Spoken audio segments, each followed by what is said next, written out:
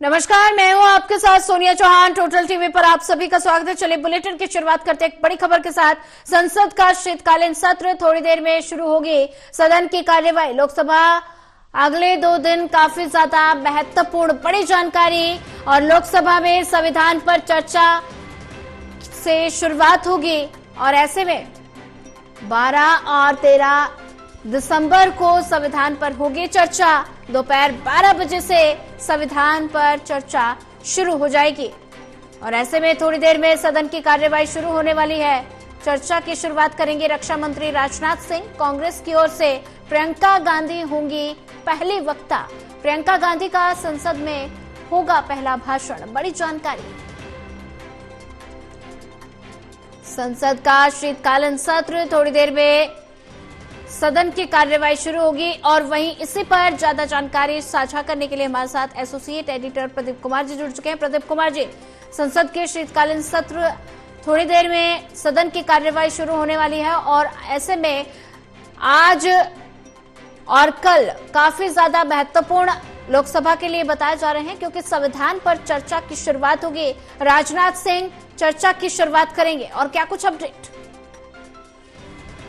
देखिए, बिल्कुल काफी महत्वपूर्ण चर्चा लगी हुई है लोकसभा में आज संविधान पर, क्योंकि 75 साल पूरे होने के खास मौके पर जिस तरीके से दोनों सदनों की संयुक्त बैठक को संबोधित किया था राष्ट्रपति ने, उसके बाद जो 75 साल का सफर है संविधान का, उस पर महत्वपूर्ण डिबेट यहाँ पर निश्चित है। सदन की कार्रवाई थोड़ी देर बाद शुरू होने वाली है, लेकिन इससे पहले संसद परिसर में हमने लगातार देखा है जो विरोध प्रदर्शन अडानी मुद्दे को, तो संसद के अंदर राज्यसभा में लगातार गतिरोध जो स्टोरेज के मुद्दे पर देखने को मिला। सत्ता पक्ष की ओर से दोनों सदनों में मुद्दे उठाए गए हैं, तो इसको लेकर टकराव भी देखने को मिला। लेकिन बदली रणनीति में जो संविधान पर चर्चा होनी है, तो विपक्ष ने सदन के अंदर लोकसभा में हंगामे की रणनीति वो नहीं अपनाई है और इसलिए सदन की कार्रवाई चलती नजर आई है। तो आज महत्वपूर्ण जो संविधान पर जो चर्चा होनी है उसमें ये जानकारी मिल रही है कि शुरुआत चर्चा की सत्ता पक्ष की ओर से रक्षा मंत्री राजनाथ सिंह करेंगे।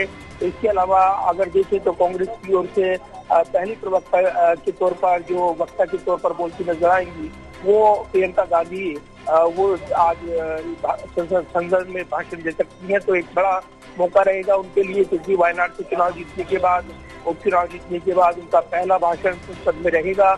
लिहाजा उस पर तमाम नजरें रहेंगी।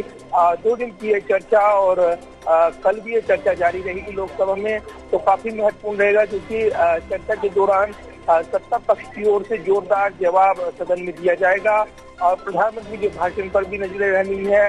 ये चर्चा काफी महत्वपूर्ण रहेगी, जबकि सदन की कार्रवाई दोनों सदनों में कुछ देर बाद शुरू हो रही है। जबकि हम देख रहे हैं राज्यसभा में लगातार जो गतिरोध देखने को मिला है, जॉर्ज सोरेस बनाम अडानी मुद्दे पर जो गतिरोध, क्योंकि सत्ता पक्ष की ओर से लगातार ये मुद्दा उठाया गया। कल भी संसद परिसर में एक प्रेस कॉन्फ्रेंस की गई थी। नेता सदन जो राज्यसभा में है जेपी नड्डा केंद्रीय मंत्री, उनकी ओर से अन्य नेता भी मौजूद रहे थे। खूब हमला बोला गया विपक्ष के ऊपर। तो आज बारी है सदन की कार्रवाई की और लोकसभा में जो महत्वपूर्ण चर्चा है जिसकी लिस्ट में शामिल है वो काफी महत्वपूर्ण है। इस बीच आवश्यक दस्तावेज पटल पर रखे जाएंगे। सदन की कार्रवाई शुरू हो चुकी है।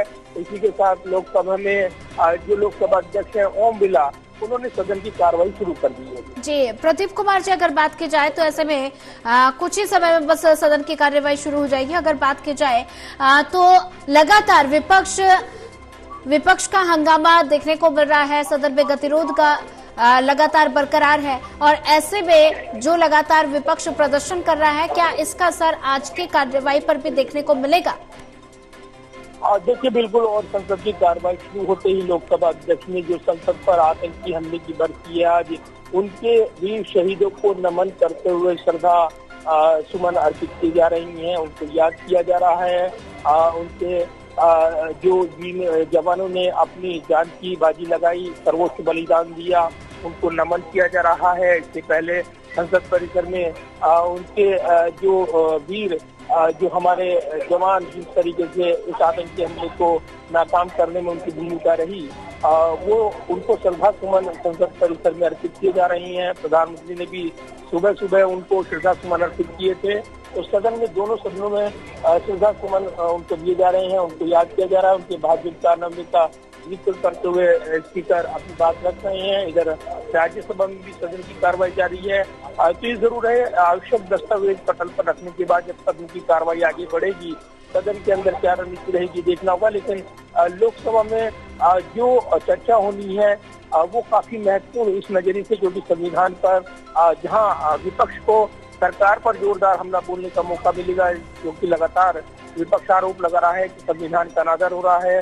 दूसरी तरफ यहाँ पर जिस तरीके से विपक्ष संविधान की मर्यादा के अनुकूल काम नहीं कर रहा है, सब संविधान की अवहेलना कर रहा है, सदन को सुचारू रूप से चलने नहीं दे रहा है, ये सत्ता पक्ष की ओर से आरोप लगाए जाते हैं। तो इस बीच सदन की कार्रवाई कई बार बाधित रही है। अब 12 बजे संविधान पर चर्चा होनी है। इस बीच श्रद्धांजलि दी गई है जो 13 सितंबर का आतंकवादी हमला संसद पर हुआ था, और उनके वीर शहीदों को नमन करते हुए श्रद्धा सुमन अर्पित किए गए हैं, उनको याद किया गया है, शोक संदेश पढ़ा गया है लोकसभा अध्यक्ष की ओर से, और सदन में मौजूद तमाम सांसदों ने मौन रखते हुए इन वीर जवानों को, शहादत को नमन किया है। और इसी के साथ सदन की कार्रवाई अब शुरू हो गई है, यानी अब क्वेश्चन आवर की कार्रवाई चल रही है, और आगे इसके बाद जो है जो संविधान पर चर्चा शुरू होगी, तब निश्चित तौर पर ये काफी महत्वपूर्ण चर्चा आज लोकसभा में देखने को मिल सकती है। जी, प्रदीप कुमार जी बने रहिए हमारे साथ, आगे भी आपसे अपडेट लेते रहेंगे। और ऐसे में